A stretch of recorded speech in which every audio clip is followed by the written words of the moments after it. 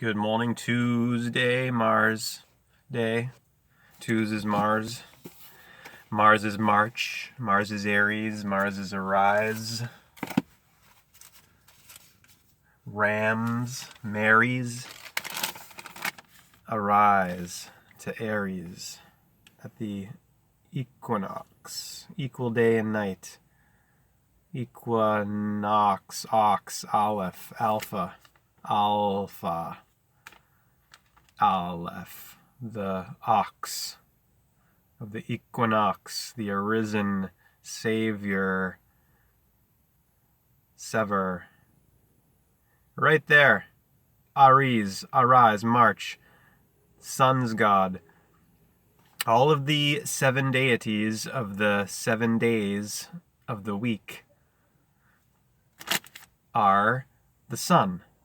The sun is the one who is the 7, who produces the white light that refracts through the prism and refracts and creates the 7 based spectrum of visible, divisible light, a light. The one, the Son of God, God's Son. El Sol, light of the world. Mars, March, the 2, second day. Mono, Monday, 1 day. Moon, the moon, Mars, Hermes, Mercury, Thoth, Woden, Wednesday, 3. Thor, 4. Jupiter, Zeus, Jesus. The Force, the Fours, Friday, 5, Freya, Venus, Aphrodite, Freya, Aphrodite, aphrodisiac, Hermaphrodite, Hermes, Aphrodite, Wednesday plus Friday, Saturn's day, 6, Saturn, the Satyr of the Saturn of the sitting sun, the shade, the opposer, the sun in his setting, and then sun is 7. 1 to 7. 1, 7. 7. 7. Okay. God. Is it creationism or is it evolution? Oh, look at the fossil record. Oh, it's evolution, it must be. It's logical. Genesis is not logical. I'm sorry, but Genesis is genetics. And Adam and Eve are odd and even. The numbers, the dawn and the evening, the yang and the yin, the sun and the moon.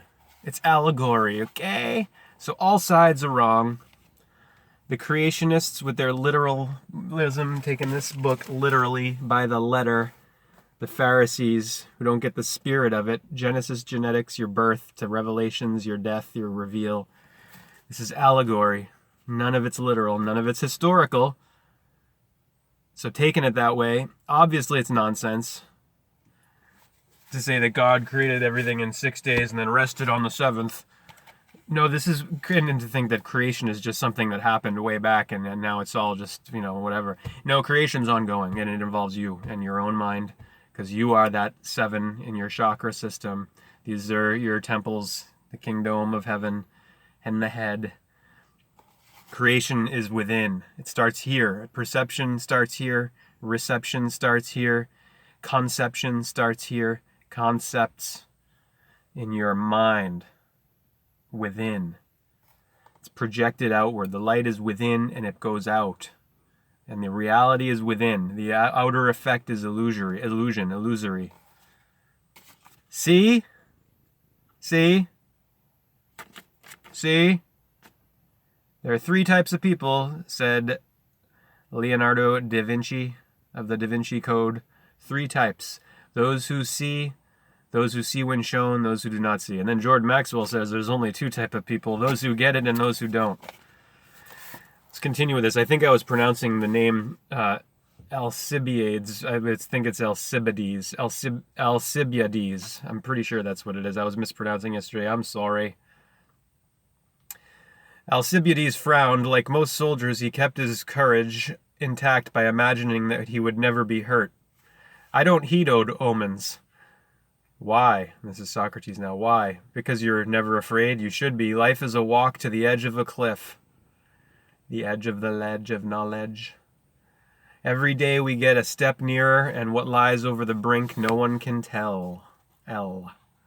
This turn in the conversation was making Alcibiades irritated. He drew his knife and began to sharpen it with scraping swipes against the stone wall. He might as well gut and skin the rabbit while they waited to make sure it didn't spoil in the heat. Socrates went on. I think I went ahead here accidentally. Sorry.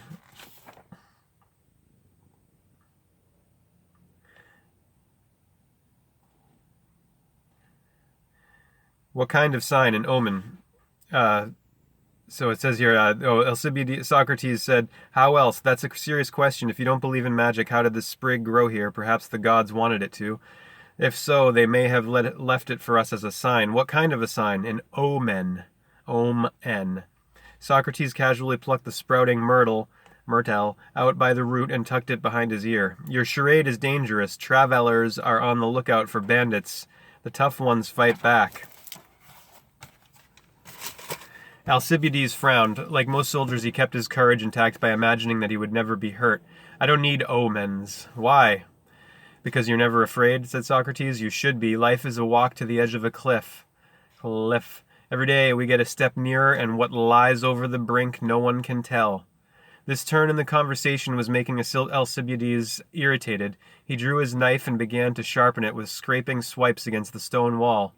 He might as well gut and skin the rabbit while they waited, to make sure it didn't spoil in the heat. Socrates went on. I was taught to read omens. I had the greatest teacher back when I was so ignorant that I am still ashamed of it. But I don't speak of her. Her?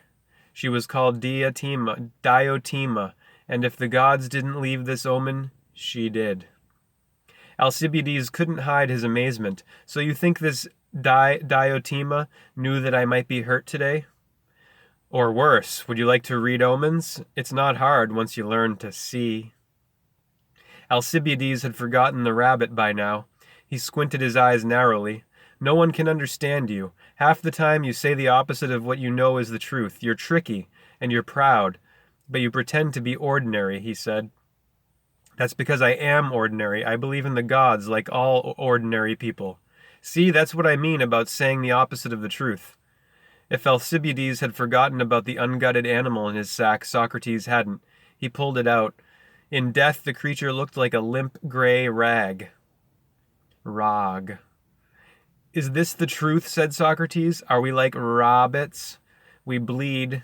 We can be struck down, so why not call us animals and kill us for sport?"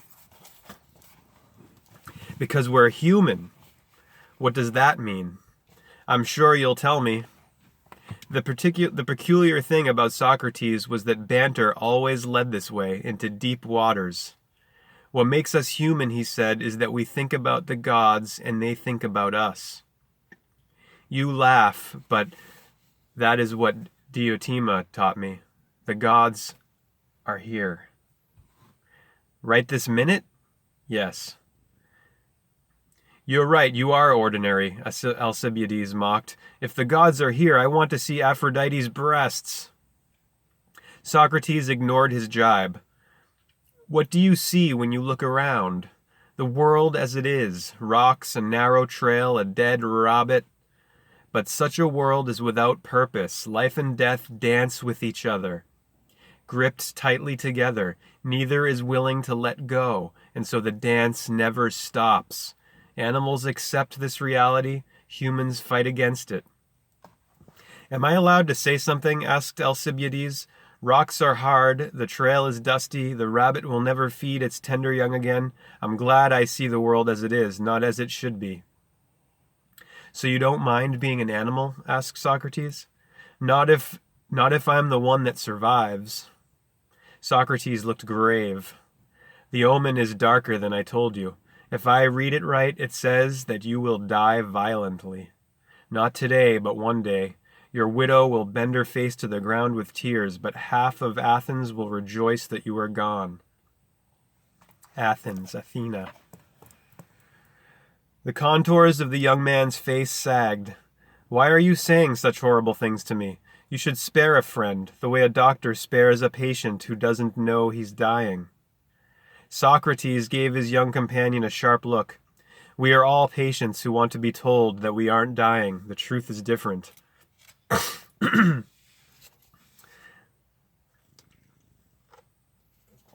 Their talk had been so intense that neither heard the sound of horses' hooves until it was directly below them. Suddenly the noise caught their attention. Alcibiades' body tensed. Getting on hands and knees, he peered over the ledge.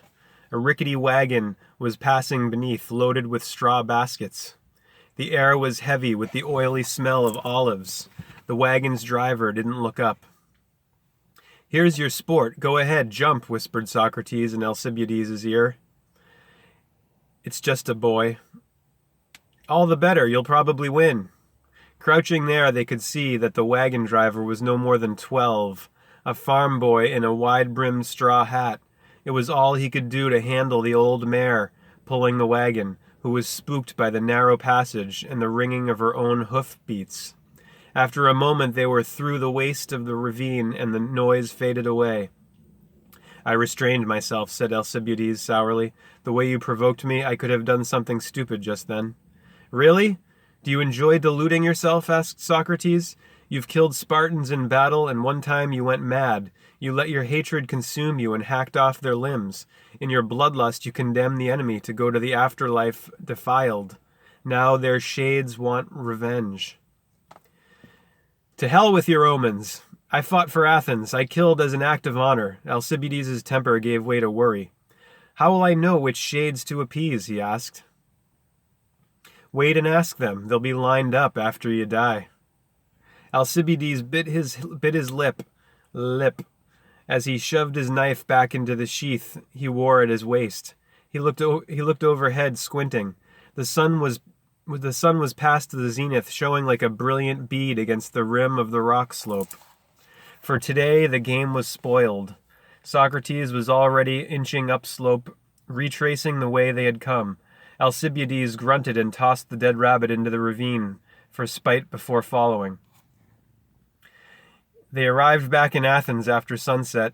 Soc-Ra-Tes had started to whistle. Alcibiades remained downcast. It wasn't dark, but the Olos girls were already piping. The shrill sound scraped against his nerves, but it aroused him too. He licked his lips to say something when Soc-Ra-Tes interrupted. "I could never teach you to read omens. You care too much about staying alive. I'm going home."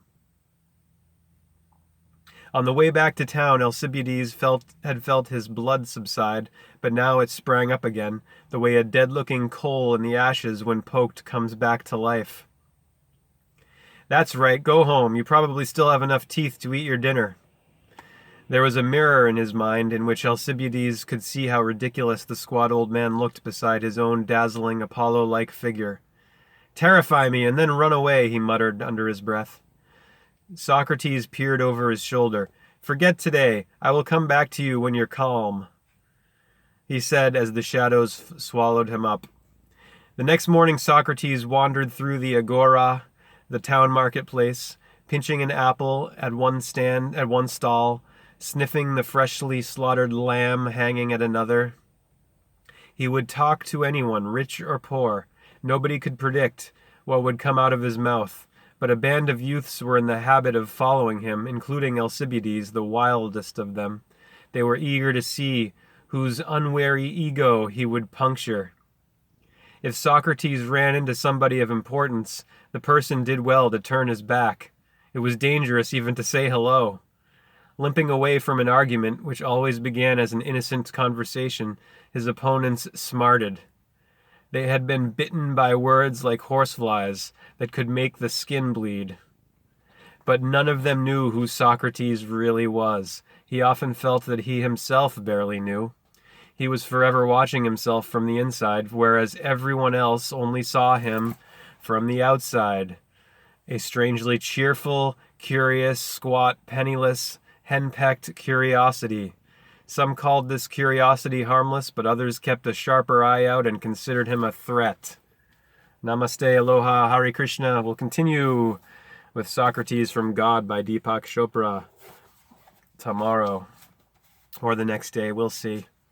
Hallelujah, Hare Krishna, Namaste. Om Shanti. God bless you. May the force be with you.